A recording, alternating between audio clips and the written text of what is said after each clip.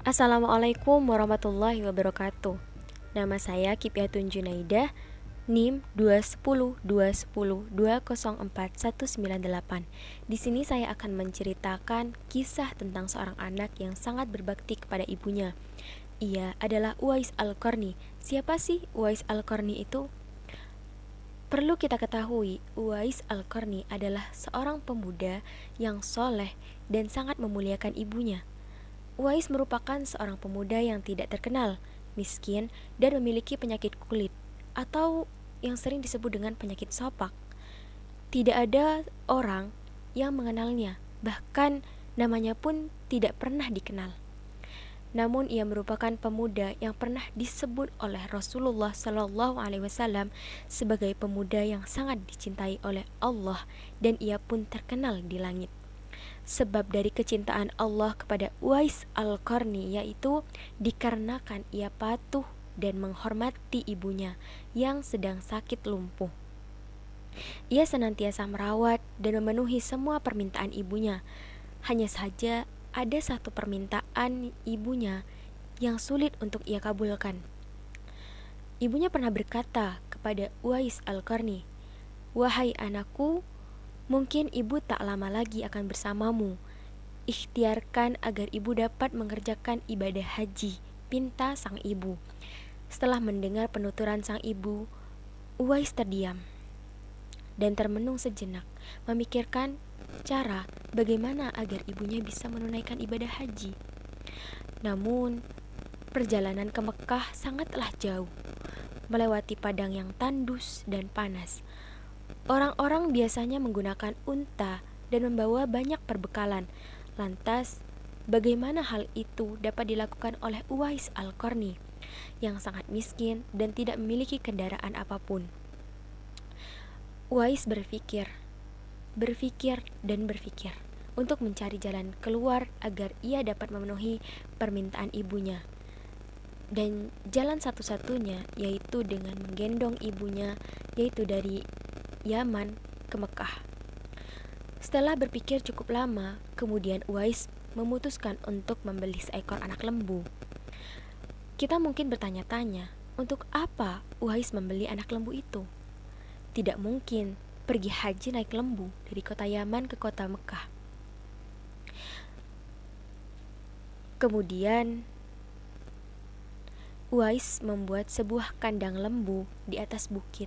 Setiap pagi, Uwais bolak-balik naik turun bukit menggendong anak lembu itu.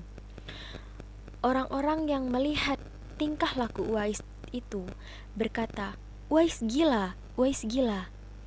Banyak orang yang menganggap aneh apa yang dilakukan Uwais tersebut. Setiap hari, Uwais menggendong anak lembu itu tanpa terlewat satu hari pun. Semakin hari, lembu itu semakin besar, dan semakin besar pula tenaga yang harus Uwais keluarkan untuk menggendong anak lembu tersebut. 8 bulan berlalu, sampailah pada musim haji. Berat dari lembu tersebut telah mencapai 100 kg. Begitu juga dengan tenaga dan otot Uwais yang semakin kuat. Akhirnya, orang-orang dapat mengetahui maksud dari Uwais dengan menggendong lembu itu setiap hari. Dan ternyata, Uwais sedang berlatih untuk menggendong ibunya. Uwais menggendong ibunya dengan berjalan kaki dari Yaman ke Mekah. Alangkah besar cinta Uwais kepada ibunya. Ia bahkan rela untuk menempuh perjalanan yang begitu jauh dan sulit demi memenuhi permintaan dan keinginan ibunya. Uwais berjalan dengan tegap dan gagah, menggendong ibunya wukuf di Ka'bah. Melihat perjuangan anaknya itu, ibunya terharu, menangis setelah melihat Baitullah sebelum ia meninggal. Di hadapan Ka'bah, ibu dan anak itu berdoa, "Ya Allah, ampuni semua dosa ibuku," kata Uwais. "Bagaimana dengan dosamu?" tanya sang ibu heran. Uwais menjawab, "Dengan terampuni dosa ibu, maka ibu akan masuk surga. Cukuplah ridho dari ibu yang akan membawaku ke surga." Itulah satu-satunya keinginan Uwais yang tulus dan penuh cinta. Allah Subhanahu wa Ta'ala pun memberikan karunia untuknya. Uwais seketika itu juga sembuh dari penyakit sopaknya, hanya tertinggal bulatan putih di tengkuknya. Apa kalian tahu apa hikmah dari bulatan putih yang disisakan di tengkuk Uwais tersebut? Itulah tanda untuk Umar bin Khattab dan Ali bin Abi Thalib, dua sahabat Rasulullah, untuk mengenali Uwais Al-Qarni. Beliau berdua sengaja mencari di sekitar Ka'bah karena Rasulullah pernah berpesan, "Di zaman kamu nanti akan lahir seorang manusia yang doanya sangat makbul. Kalian berdua pergilah cari dia. Dia akan datang dari arah Yaman. Dia dibesarkan di Yaman.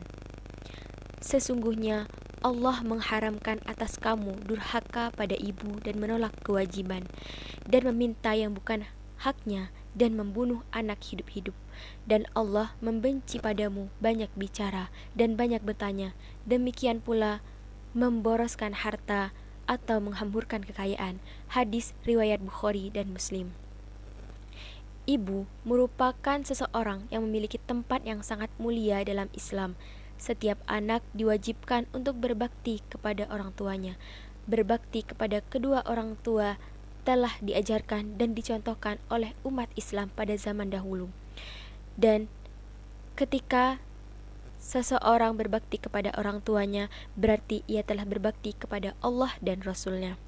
Sekian cerita dari saya, kurang lebihnya mohon maaf. Wabillahi taufik wal hidayah. Wassalamualaikum warahmatullahi wabarakatuh.